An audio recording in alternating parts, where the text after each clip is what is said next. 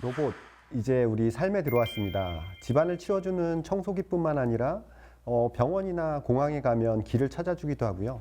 그리고 식당에 가면 음식을 배달해주고 또 커피를 내려주기도 하죠. 근데 이렇게 귀찮고 힘든 일을 로봇이 대신해주긴 하지만 사람이 할 수 없는 일은 아닙니다. 근데 어떤 특정한 환경에서는 사람이 할 수 없기 때문에 로봇이 꼭 필요합니다. 특히 재난 대응 로봇이 그런데요. 이런 재난 로봇들은 일반적인 로봇보다는 훨씬 더 높은 기술 수준을 요구하는데요. 무엇보다 극한 환경 극복 기술이 필요합니다. 당연히 방수나 방진이나 아니면 방충과 같이 충격에도 튼튼하고 그리고 먼지들도 막아주고 물도 막아줄 수 있는 이런 것들을 우리가 러기드 로봇, 튼튼한 로봇이라고 얘기를 하는데요. 일반 로봇과 달리 훨씬 더 극한 환경에서 동작할 수 있는 로봇을 만들어야 됩니다. 그리고 필요한 기술이 비정형 환경에서의 인식, 그리고 슬램 기술입니다. 요즘 보면 청소기나 또는 자율주행 자동차가 원하는 위치로 찾아갈 수 있는 이유는 바로 슬램이라는 기술 때문입니다.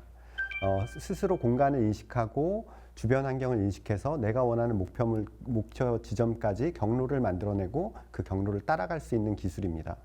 그런데 재난 환경에서는 이런 기술이 조금 더 난이도가 높습니다. 왜냐하면 재난 환경은 깨끗한 실내 공간이나 잘 닦여진 포장도로가 아닙니다.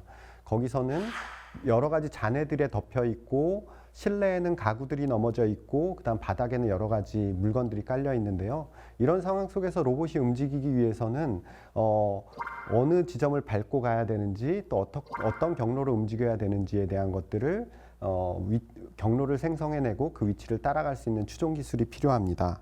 군집 로봇 시스템도 중요합니다. 재난 현장은 보통 복합적인 상황이 한꺼번에 나타나기 때문에 입체적으로 대응하는 것이 필요하고요. 그래서 로봇도 하나가 쓰이는 게 아니라 여러 종류로 특화된 로봇을 한꺼번에 운용하게 됩니다. 그러기 위해서는 각 로봇들이 지금 어느 위치에 있는지 그리고 그 로봇들이 어떤 정보들을 수집하고 있는지 한 곳에 모아서 볼 수 있는 통합 모니터링 시스템 그리고 임무를 하나하나 지정해 줄 수 있는 시스템들이 필요합니다. 제일 중요한 것을 빠뜨렸네요. 재난 로봇은 자율적으로 움직이는 일반적인 로봇과 달리 사람이 직접 조종해 주는 방식을 사용하는데요.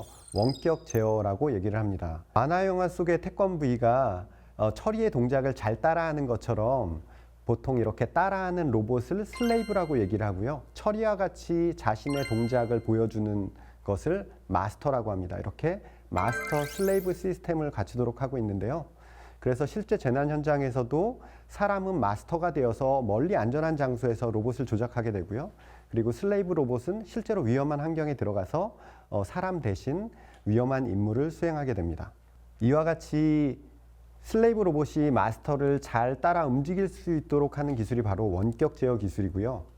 그리고 조작자는 마치 현장에 있는 것처럼 그곳에 있는 정보를 잘 알아야 되기 때문에 보통 원격 존재감이라고 하는데요. 마치 실제 그 현장에 있는 것처럼 생생하게 느낄 수 있도록 화면도 보여주고 소리도 들려주고 그리고 심지어는 촉감까지 느끼게 해주는 뿐만 아니라 몸에 착용해서 직관적으로 로봇을 조종할 수 있는 마스터 장치가 있는데요. 저희가 착용형 조종 장치라고 얘기를 합니다. 그럼 마치 사람 몸에 착용해서 실제 사람의 움직임이 그대로 로봇이 전달되도록 할 수가 있습니다. 마지막으로 공유 제어 기술을 말씀드려야 되겠네요. 공유 제어 기술은 원격 제어 기술과는 약간 다릅니다. 원격 제어 기술은 모든 것을 사람이 직접 조종한다고 했는데요. 때로는 AI가 같이 도와주어야 될 필요가 있거든요. 앞서 보여드린 뱀 로봇처럼 복잡한 움직임을 일일이 다 조종해 줄 수는 없습니다. 그렇기 때문에 그런 세부적인 움직임들은 AI가 자율적으로 만들어내고 전체적인 임무에 대한 것만 사람이 조종해 주는 방식을 사용할 수가 있습니다. 사실 원격으로 팔 하나를 제어하는 것도 쉽지는 않습니다. 보통 로봇 팔은 6개의 자유도를 갖는데요. 자유도는 움직일 수 있는 방향의 개수를 얘기합니다. 공간에 있는 어떤 물체를 집으려고 한다면 3자유도의 위치와 그리고 3가지 방향의 각도를 같이 맞춰줘야 되는데요. 보통 저도 로봇팔을 이용해서 원격 조종을 해보면 방향을 맞췄나 싶으면 각도가 틀어지고 다시 각도를 맞췄나 싶으면 위치에 차이가 나게 되거든요. 그럴 때 각도는 자율 기능에 맡기고 저는 위치만 조종한다든지, 때로는 위치를 자율에 맡기고 저는 각도만 조정한다든지, 이렇게 역할을 분담해서 할 수가 있습니다. 이런 기술을 공유 제어 기술이라고 합니다. 이런 기술이 모두 합쳐졌을 때 결국 재난 로봇이 그 역할을 다 할 수가 있게 되는 것입니다.